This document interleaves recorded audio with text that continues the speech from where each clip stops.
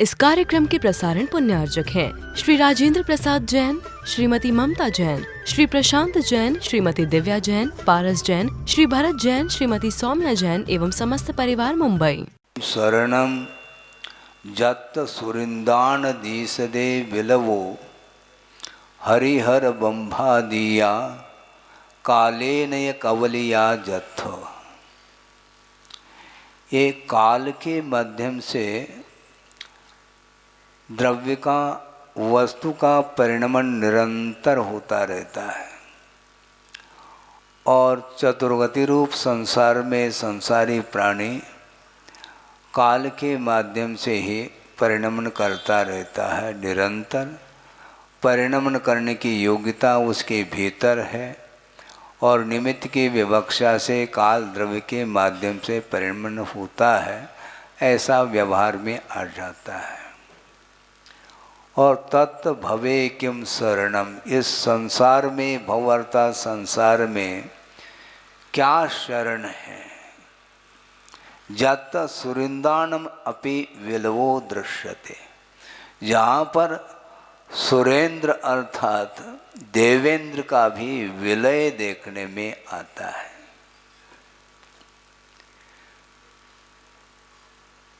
हरिहर वंवादिया कालेन कवलिया जत्थ, विशिष्ट पद को धारण करने वाले लौकिक क्षेत्र के अपेक्षा से विशेष वैभव को धारण करने वाले जो जीव हैं वे भी काल के चपेट में आए हुए हैं।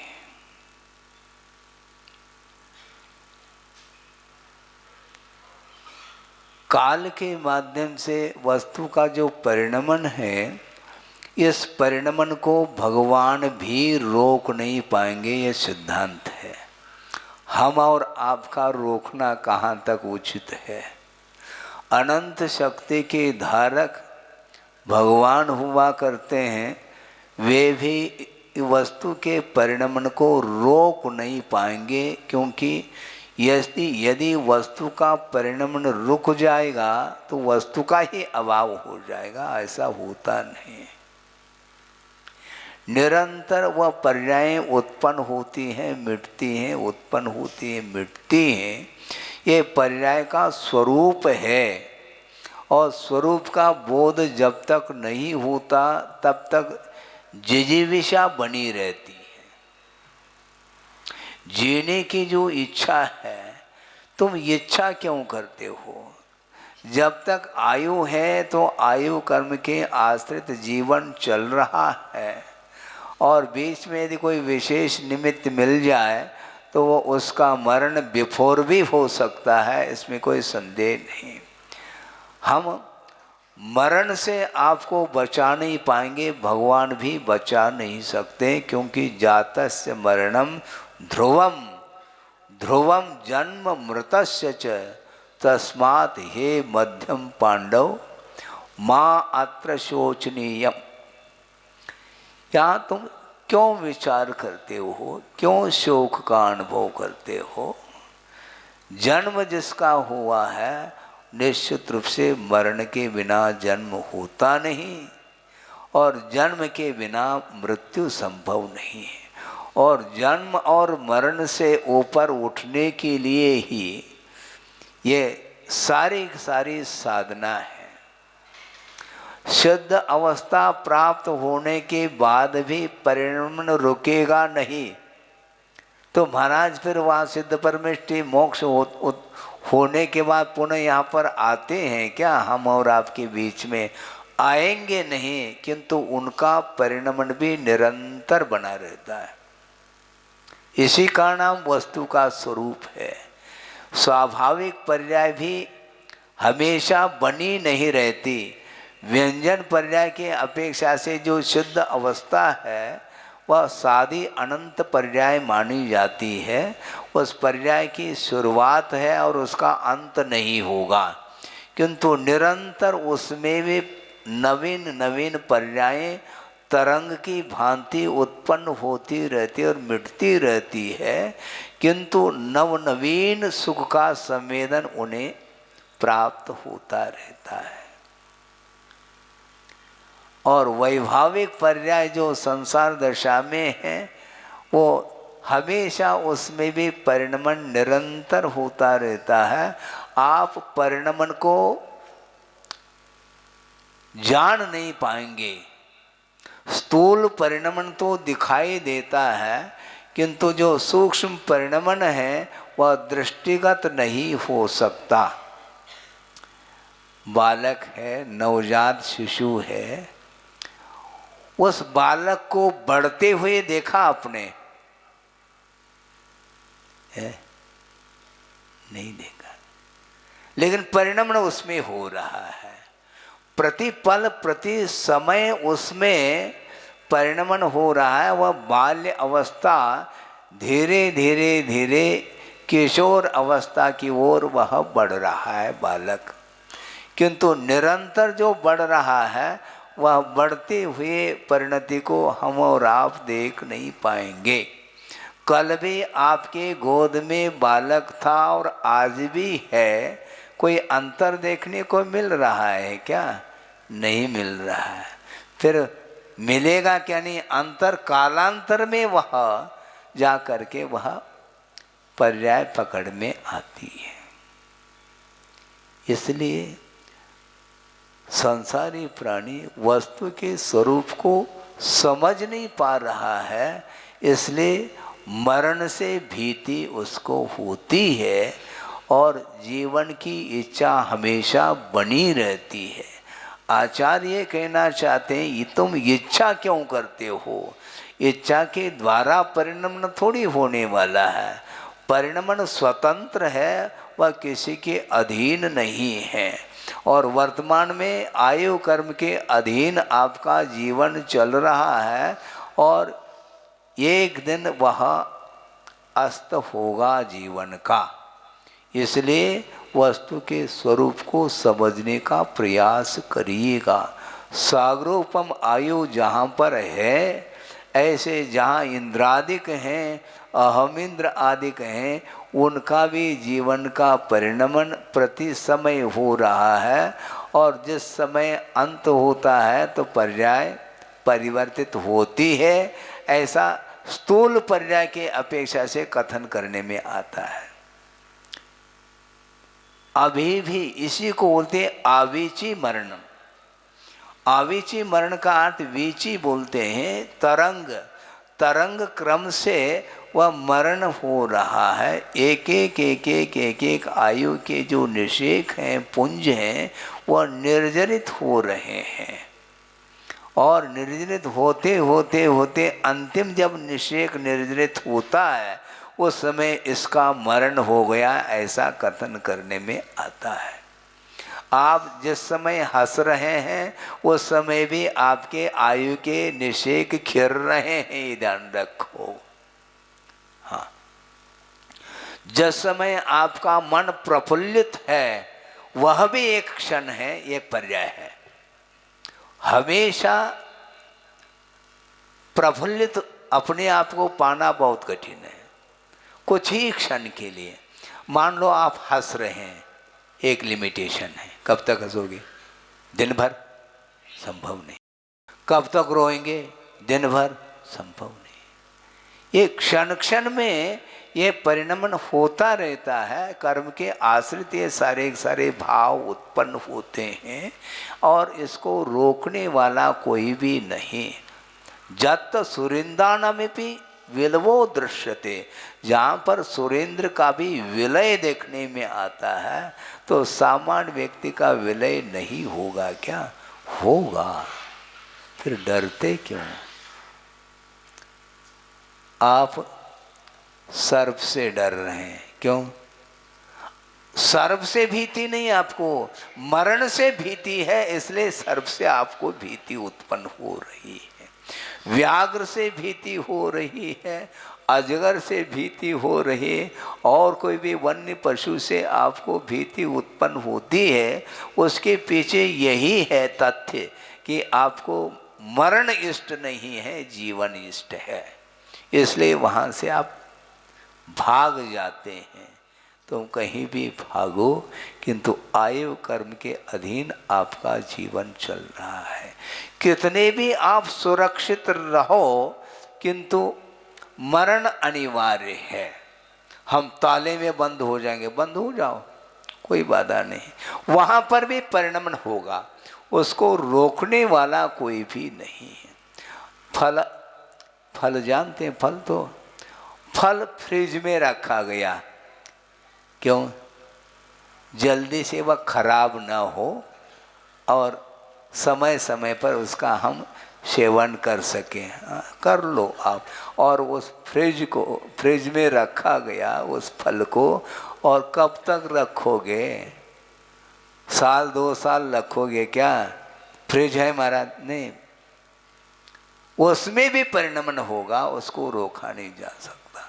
बाहरी वातावरण से सुरक्षित रखने के अपेक्षा से उसको आप रख रहे हो, किंतु वहाँ पर भी परिणमन काल विद्यमान है सर्वत्र, और उसका परिणमन हुए बिना रहेगा नहीं। इसलिए जीने की मरने की आशा होती है। यदि संसारी प्राणी बहुत संकट में घिर जाता है, विपत्ति में घिर जाता है, तो वह मरण इष्ट हो जाता है। मैं मर जाऊं, भगवान जल्दी उठा ले। अच्छा, वो उठा लेंगे? वो ये भाषा है आप लोगों की। जल्दी उठा ले का अर्थ वह जीना उसको इष्ट नहीं, क्योंकि वेदना भयंकर हो रही है, और उस वेदना से बचने के लिए वह मरण की इच्छा रखता है। और भयानक और संकट में आ गया, मान लो आत्मघात का भी परिणाम उसके अंदर आ जाता है, ताकि किसी भी प्रकार से ये पिंड छूट जाए, ये पर्याय समाप्त हो जाए, तो शांति से दूसरे पर्याय में मैं जी सकूं। इसका अर्थ जिजीविषा अभी भी बनी है, दूसरे पर्याय में जीना चाहता है, इस पर्याय में जीने के लिए उसकी इच्छा नहीं हो रही है। तो किसी भी पर्याय में पहुँचो, वहाँ पर भी मरण होना है कालांतर में जा कर के। हालांकि देव पर्याय के लिए अमर संज्ञा मिली है, लेकिन ये ध्यान रखो, हम और आपकी अपेक्षा से उनकी आयु अधिक है। इस अपेक्षा से उसको अमर कहा, किंतु हमेशा बने नहीं रहते, उनको भी वहाँ से ट्रांसफ़र होना है। परमानेंट नौकरी नहीं है वो, हाँ, वो भी टेम्पररी है, ट्रांसफ़र होगा। और यहाँ तक कि देव पर्याय से निकल कर के एक इंद्रिय पर्याय को भी प्राप्त कर लेते हैं, ऐसे भी देव हैं। पहले दूसरे स्वर्ग तक हैं, वहाँ के जो पीतलिशा के साथ जीवन जी रहे हैं, और सागरोपम आयु तक उस दैवी वैभव का उपभोग करने के बाद भी 6 महीने पूर्व में माला मुरझाती है, और संक्लेश परिणाम के साथ उनका मरण होता है, तो एक इंद्रिय का बंद वो कर लेते हैं, और एक इंद्रिय में आ रहे हैं। पेड़ पौधे बनेंगे अब। हाँ, अभी तक तो अच्छे आराम के साथ जीवन जिया था, वहाँ पर ना कोई रोग है, ना और कोई व्याधि है, कुछ भी नहीं। शारीरिक सुख पर्याप्त मिला है, किंतु राग की अतिरेक के कारण पतन हो रहा है उसका। अत्यासक्ति के कारण ही वह दुर्गति का पात्र बनता है। और वस्तु तत्व का चिंतन करने वाले जो देव होते हैं सम्यक दृष्टि, वो इस प्रतीक्षा में रहते हैं कि माला मुरझा गई, बहुत अच्छा है, कम से कम हम मनुष्य पर्याय को प्राप्त कर लेंगे, वहाँ पर स्वतंत्रता के साथ संयम का हम पालन कर सकते हैं। वहाँ पर संयम पालन करने का वातावरण नहीं, क्योंकि वहाँ पर इतना पुण्य का अर्जन करके पहुँचा है, इसलिए उसका उपभोग आपको करना है, करिएगा। और वह अत्यासक्ति के साथ यदि नहीं करता है, तो उसका पतन, वहाँ से मरण होने के उपरांत भी अच्छे अच्छे पदों को वो प्राप्त कर लेता है। इसलिए वैश्विक सुख के पीछे संसारी प्राणी हमेशा संक्लेश का अनुभव करता रहता है। जब छूटने वाला है तो उसके पीछे संक्लेश क्यों करते हो? संक्लेश करोगे तो और हानि होगी। शांति के साथ मरण करो। महाराज शांति कैसे मिलती है? मरण कहते ही भय उत्पन्न होता है। डरने से, मृत्यु से डरने से मृत्यु से छुटकारा संभव नहीं, और मोक्ष की इच्छा करने मात्र से मुक्ति भी नहीं मिलने वाली है। क्योंकि इच्छा करने मात्र से सब मुक्त होने लग जाए तो संसार समाप्त हो जाएगा। फिर तो ऐसा थोड़ी होना है। पुरुषार्थ करिए, इच्छा मात्र से मुक्ति नहीं मिलेगी। क्योंकि जो मुचलरी धातु है, क्रियापद है, वो छोड़ने के अर्थ में आता है, छूटने के अर्थ में नहीं। छोड़ने के अर्थ में विमोचन अर्थात छोड़ना, और नहीं छोड़ना चाहो तो छूटेगा। जब छूटना ही है तो छोड़ो ना, पहले से छोड़ो। महाराज कैसे छोड़े? आपने तो पकड़ा है और आपको ही छोड़ना है। किसी दूसरे ने पकड़ा है क्या? आपने पकड़ा है तो छोड़ो। मजे की बात है, प्रसंग याद आ गया। गुरुदेव के सामने एक व्यक्ति ने कहा कि महाराज ऐसी आदत पड़ गई है, वह आदत छूट नहीं रही है। काय की आदत है? महाराज बीड़ी पीने की आदत है। बीड़ी पीने की आदत है, बीड़ी नहीं छूट पा रहा। उन्होंने कहा मैं छुड़ा देता हूँ। कैसे? 2 उंगली के बीच में बीड़ी है, यूं कर दो, बीड़ी छूट जाएगी।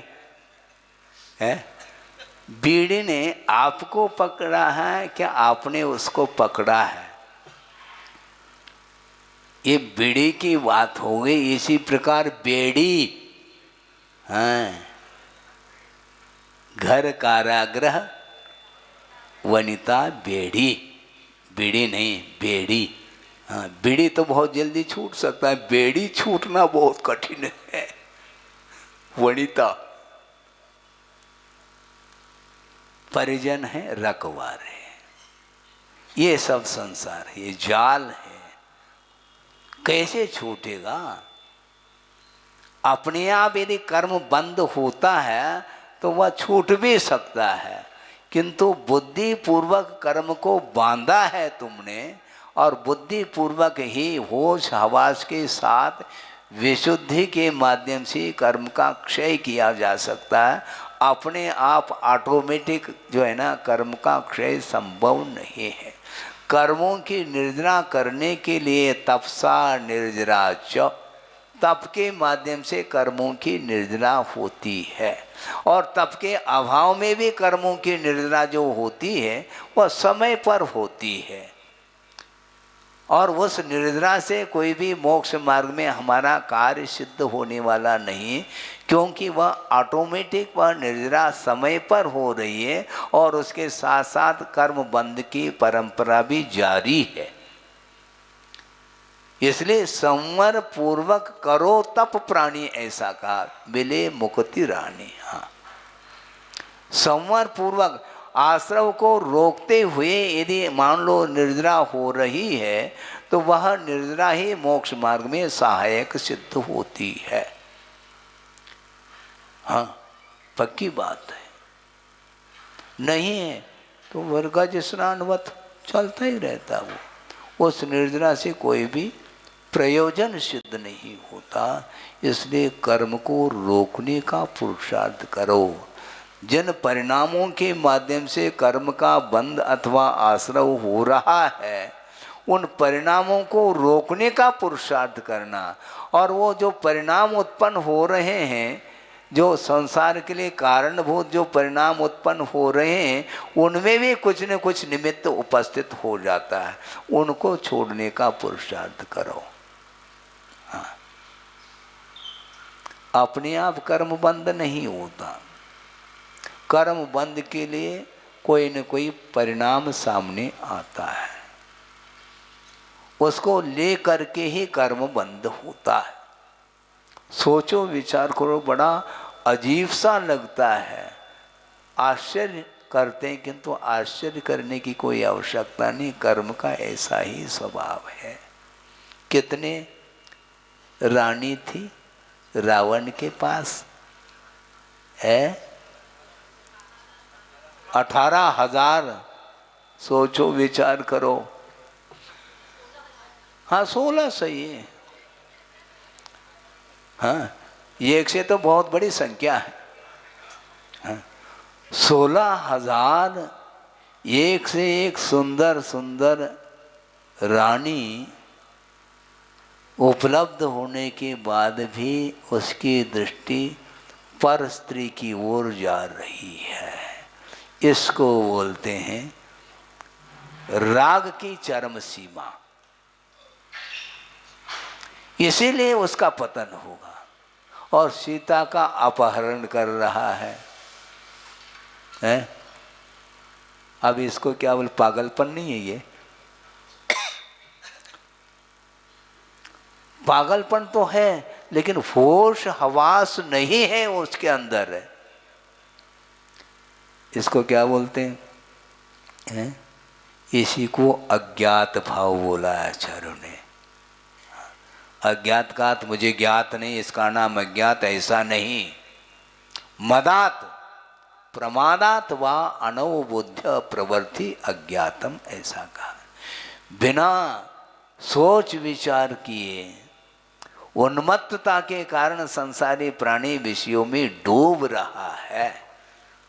उसको होश नहीं है कि मेरे द्वारा करने योग्य कार्य क्या है, क्या उचित है क्या अनुचित है, इसका भान ही नहीं है और डूबता चला जा रहा है। उसके माध्यम से वह भयंकर कर्म का बंद कर लेता है, फिर अन्यत्र उसको जाना पड़ता है, जेल जाना पड़ेगा। चोरी क्यों कर ली तुमने? चोरी किसकी की जाती है महाराज? ये भी कोई पूछने की बात है? दूसरे की, अपने धन की चोरी नहीं होती, क्योंकि अपना धन तो सुरक्षित है, इसके बाद भी दूसरे की चोरी है। पर धन वनिता पर न लुभाऊं, संतों सामृत पिया करूं, ये मेरी भावना में पंक्ति आ रही है। हमेशा संसारी प्राणी की दृष्टि पर वस्तु की ओर ही बनी रहती है, जबकि सारा सारा ये परिणमन काल के द्वारा हो रहा है, ये सब नश्वर है। इसके उपरांत भी उस ओर ध्यान नहीं जा पा रहा है और वह देव एकेंद्री का बंद कर रहा है। तृप्ति नहीं, सागरोपम आयु तक उस सुख का उपभोग किया है, इसके उपरांत भी और मुझे चाहिए, ये आसक्ति के कारण उसका पतन हो रहा है। लोभ का अतिरेक माना जाता है ये।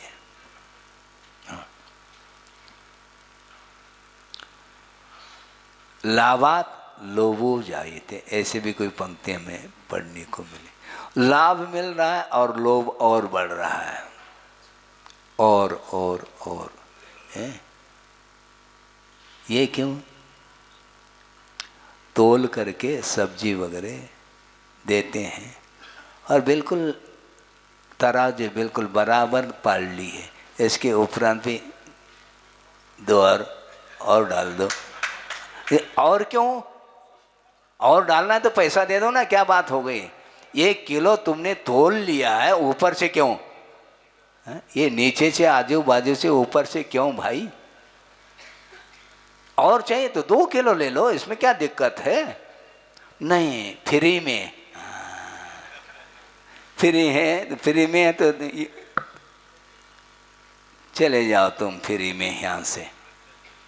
मुफ्त में चाहता है और मुक्ति भी चाहता है, दोनों बातें हैं, समस्या खड़ी हो गई है। मुफ्त चाह रहा है और मुक्ति भी चाह रहा है? हाँ, अनंत बार खरीदा है, ध्यान रखो। इस भाव में खरीदा या नहीं खरीदा ये बाद की बात है, लेकिन जो खरीद रहा है उसको देखा जरूर है, हैं? पहले इसी प्रकार आंगन में जो है ना ले करके आते थे टोकरी भर करके, और गाजर मूली आदि आदि हाँ जी चलता था, और ऊपर से और हाँ कोतमीर अर्थात धनिया का पत्ता हाँ, थोड़ा। और ये इच्छा इसकी समाप्त नहीं होती, और की जो भूख है इसकी वह बनी रहती है। बहुत कठिन काम है। पुरुषार्थ क्यों नहीं करना चाहते हैं? अच्छा, हम ये पूछना चाहते हैं, दुकान में आया है और 100 रुपये का नोट लेकर के आया है और कुछ खरीद लिया, फिर बाद में वापस आप पैसे नोट दे रहे हैं, जितना शेष है उतना दे, एक आधा और दे दो ना नोट, तो तुम दोगे क्या? है?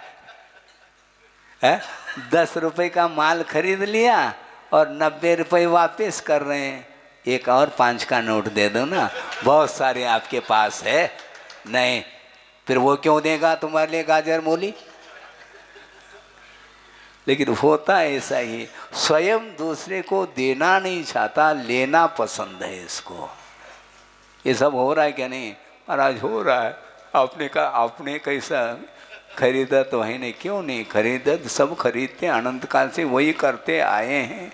नहीं करने योग्य कोई यदि कोई कार्य बचा है, ऐसा कोई भी कार्य नहीं है जो अभी तक नहीं किया हो। यदि बचा है तो मोक्ष उसको अभी तक प्राप्त नहीं किया। कुछ ऐसे भी पर्याय हैं जिनको अभी तक प्राप्त नहीं किया, जैसे सर्वार सिद्धि के अहमेंद्र नहीं बन पाए, क्योंकि एक भवावतारी होते हैं, वो सीधा यहाँ आकर के मुक्त हो जाएंगे, अभी तक नहीं हुई है। लौकांतिक नहीं बन पाए, सौधर्म इंद्र नहीं है, सौधर्म इंद्र की इंद्राणी नहीं बने, शची है बिल्कुल। केवल इन्हीं को उपदेश देने, क्या आपको भी तो देना पड़ेगा है। सौधर्म इंद्र की जो इंद्राणी है, शची जिसको बोलते हैं, वो सौधर्म इंद्र के जीवन काल में 40 नील प्रमाण इंद्राणी चली जाती है। 40 नील, हाँ बहुत होता है, क्योंकि उसकी आयु पल्योपम में है 5 पल्य है, और 10 कोड़ा कोड़ी अद्धा पल्य का 1 सागर होता है। क्या हुआ? कोड़ा कोड़ी किसको बोलते हैं महाराज? 1 करोड़ को 1 करोड़ से गुना करने पर जो गुणन फल आता है उसका नाम 1 कोड़ा कोड़ी, और ऐसे 10 कोड़ा कोड़ी पल्य का नाम 1 सागर बोला है, और 2 सागर की आयु सौधर्म ऐशान में कुछ अधिक भी है, गाता इसकी अपेक्षा। तो 2 सागर जिसकी आयु है मान लो इंद्र की, तो उसके जीवन काल में 40 नील प्रमाण इंद्राणी निकल जाती है।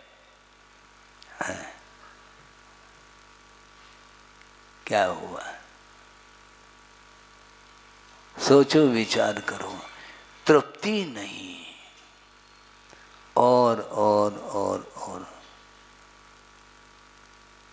जैसे पावक में घी डाला, ऐसा बोलते हैं आप लोग। पावक अर्थात अग्नि है, अग्नि में आप घी डालते चले जाओ, तेल डालते चले जाओ, अग्नि बुझेगी नहीं, अग्नि कभी भी शांत नहीं हो सकती है। यदि अग्नि को शांत करना है तो ईंधन डालना बंद कर दो, बस अपने आप। अत्रणे पतित वन्य स्वयमेव विलीयते कहते हैं। जहाँ पर ईंधन नहीं वहाँ पर यदि अग्नि है तो बहुत जल्दी वह शांत हो जाती है।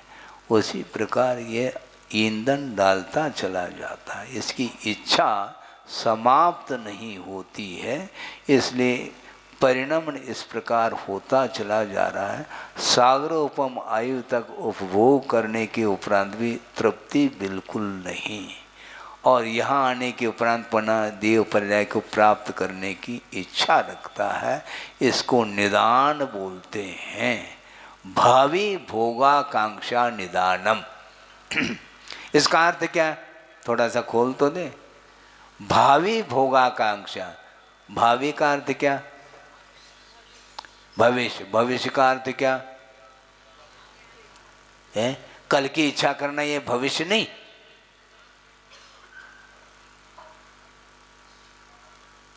वर्तमान को छोड़कर के जो अनागत काल है उसी को भविष्यत बोलते हैं। केवल आगामी भव में जो विषय सामग्री है उसकी इच्छा रखने का नाम ही निदान है, ऐसा नहीं, ये भी है, किंतु वर्तमान भव में भी मुझे ये मिल जाए, ये जो इच्छा है, हाँ, ये भी निदान है। हाँ, विषयों की आकांक्षा, वर्तमान में जीने का पुरुषार्थ करो ना, वर्तमान में आप जी ही नहीं पाओगे, क्योंकि आपका कहीं न कहीं उपयोग अन्यत्र पहुंच चुका है, अनागत में पहुंच चुका है। हाँ। थाली में परोस दी गई है, पकवान है और उसका स्वाद नहीं ले पा रहे हैं, और है क्या, और है क्या, इसको तो खा ले, तो और की क्यों बात करता है, और की बात करता है तो उस समय उपयोग उधर गया है, और मुख में ग्रास है, इसका स्वाद नहीं ले पा रहा है। ये तो दशा है संसारी प्राणी की, इसलिए उसकी इच्छा समाप्त नहीं होती है, और इच्छा को रोकने का नाम तप कहा है। इसलिए कर्म क्षय करने के लिए तप करने की आवश्यकता है, इच्छा को रोकने की आवश्यकता है। इच्छा को रोकने का नाम तप है, और देवगति में तप नहीं, क्योंकि इच्छा का निरोध नहीं करते वो। 33 सागर की आयु है, कहाँ पर, सर्वार सिद्धि में, और कितने पक्ष के उपरांत श्वासोश्वास लेते हैं, हाँ 33 पक्ष का अर्थ 16.5 महीने के उपरांत श्वासोश्वास की क्रिया होती है। थोड़ी सी आकुलता होती है तो श्वासोश्वास लेते, प्रति समय नहीं, जैसे हम और आप ले रहे हैं, ऑक्सीजन की कमी नहीं पड़ती उनको। 16.5 महीने के उपरांत कुछ क्षण के लिए श्वासोश्वास की क्रिया, और 33,000 वर्ष के बाद आहार की इच्छा, कंठ से अमृत झरता है। 33,000 वर्ष किसको बोलते हैं?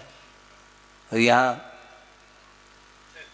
सुबह शाम, अरे महाराज आप सुबह शाम की बात कर रहे हैं, मुंह तो चलता ही रहता है, मुंह चलता ही रहता है। भोजन कर लिया और मुख कुल्ला कर लिया, उसके बाद पुनः सुपारी और ले ली, और वह यहाँ फंसी है सुपारी, और दिन भर चरवण चल रहा है। ये सब क्या, 33,000 वर्ष कुछ कहलाता है। उसके बाद इसके उपरांत हम ये पूछना चाहते हैं, 33,000 वर्ष के उपरांत ये मानसिक आहार है, उस 33,000 वर्ष तक उनको भूख नहीं लगी? नहीं, इच्छा नहीं है तो तप काय का?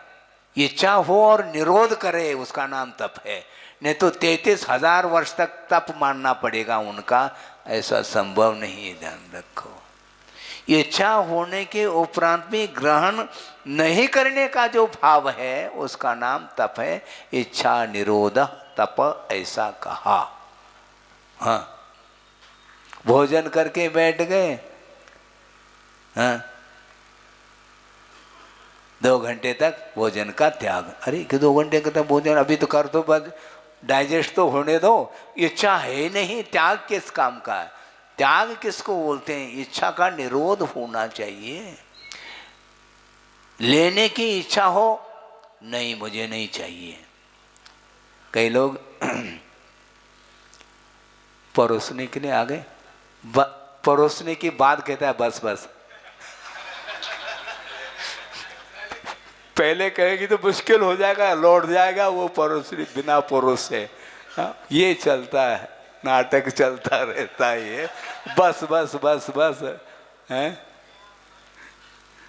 पहुंचने के परोसने के बाद बस के ना, इच्छा बनी है।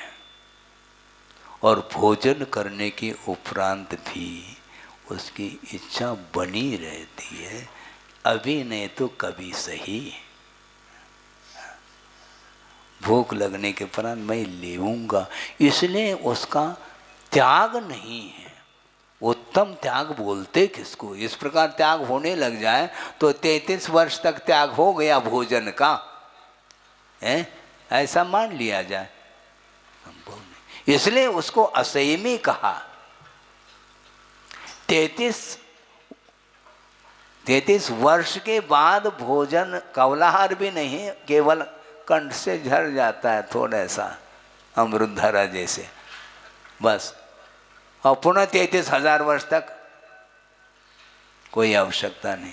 इसके उपरांत भी संयम नहीं, क्योंकि भूख लगने पर भी नहीं लेना, यह संयम माना जाता है। इसको त्याग की संज्ञा दी है। इसलिए वस्तुतः ये और की जो भूख है वो ठीक नहीं है, क्योंकि ये कब तक चलेगा? ये है? कोई शुरुआत नहीं,